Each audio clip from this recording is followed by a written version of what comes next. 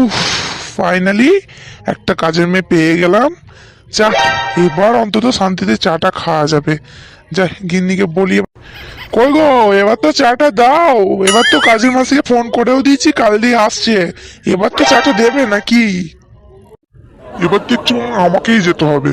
আর ভালো লাগে না, পড়া গেল না। আর বউটাকে পালের বউ হয়েছে, কিছু বললে আবার পথ ফুলিয়ে বসে থাকবে, একদম খালি বাপের বাড়ি ভয় দেখাবে। মাঝে মাঝে ইচ্ছে করে না, ওই পেপারের কাগজ, খবরের কাগজে যেসব ছাপে না, সেরকম খুন করে দিই পুরো। দেখি, যাই রান্নাঘরের দিকে গিয়ে আমাকে এই চাটা মনে আনতে হবে আজকে।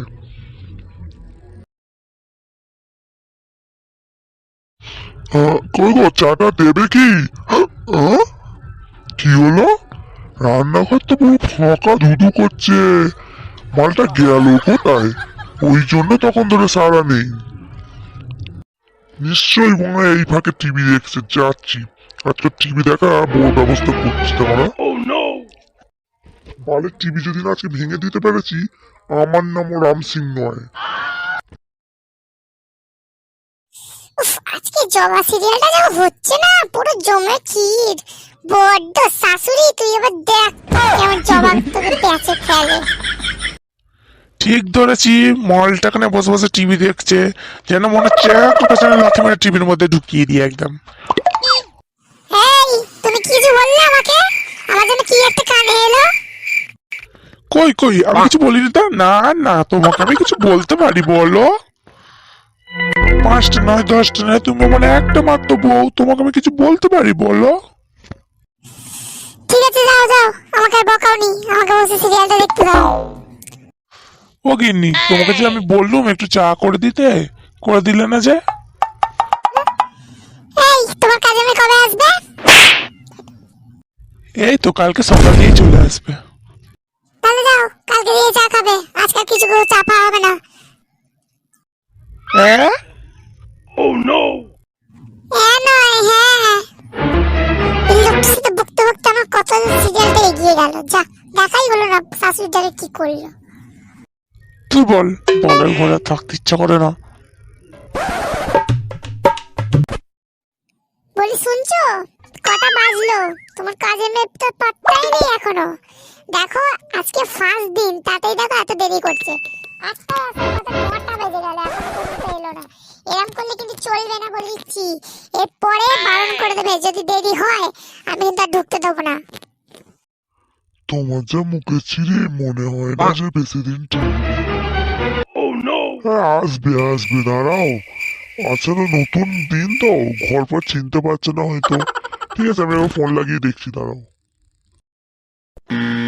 ওই দেখো, মনে তোমার কাজে মাসি এসে গেছে।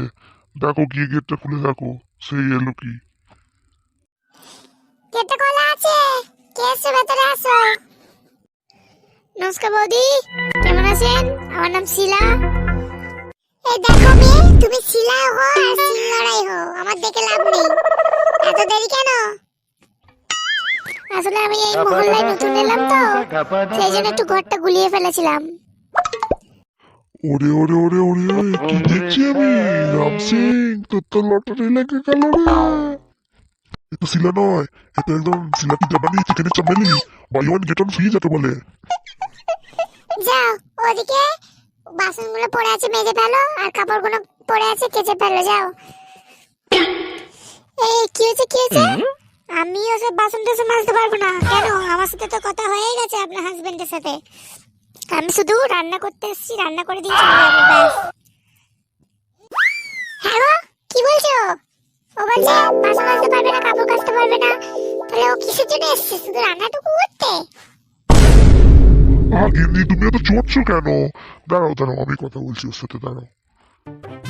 হ্যাঁ শিলা, তুমি অত চাপ নিচ্ছ কেন? ওসব তুমি অত চাপ নিওনি, তোমাকে সবই কিছু দেবো, পয়সাও দেবো। দেখো বাবু, আমি কিন্তু সবকিছু করলে আমার মাসে 6 টাকা করে লাগবে, ঠিক আছে? তাহলেই আমি সবকিছু করবো, নাহলে করবো না। ঠিক আছে ঠিক আছে শিলা, তোমাকে আমি 6 টাকা করে দেবো, ঠিক আছে? তুমি অত চাপ নিওনি। হ্যাঁ, মাঝে মাঝে একটু করবো। এই কই, না না কিছু না কিছু না, ও শিলাকে সব বুঝিয়ে দিয়েছি, ওকে এবার ভালো করে কাজ করবে, ঠিক আছে? তুমি অত চাপ নিও নি, যাও তুমি এবার ঘরে যাও। ঠিক আছে, আমি ঘরে গেলাম একটা সিরিয়ালটা দেখতে, তুমি ওকে সব ভালো করে বুঝিয়ে দাও। ঠিক আছে ঠিক আছে, আমি ওকে ভালো করে বুঝিয়ে দিচ্ছি, তুমি অত চাপ নিও নি, যাও যাও তুমি একটু সিরিয়াল দেখে নাও।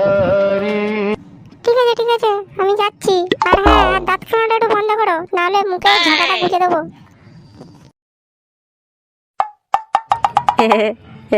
শিলা বলছি শোনো না, আমার জন্য একটু কচি করে এই মানে কড়া করে একটু চা করে নিয়ে আসো।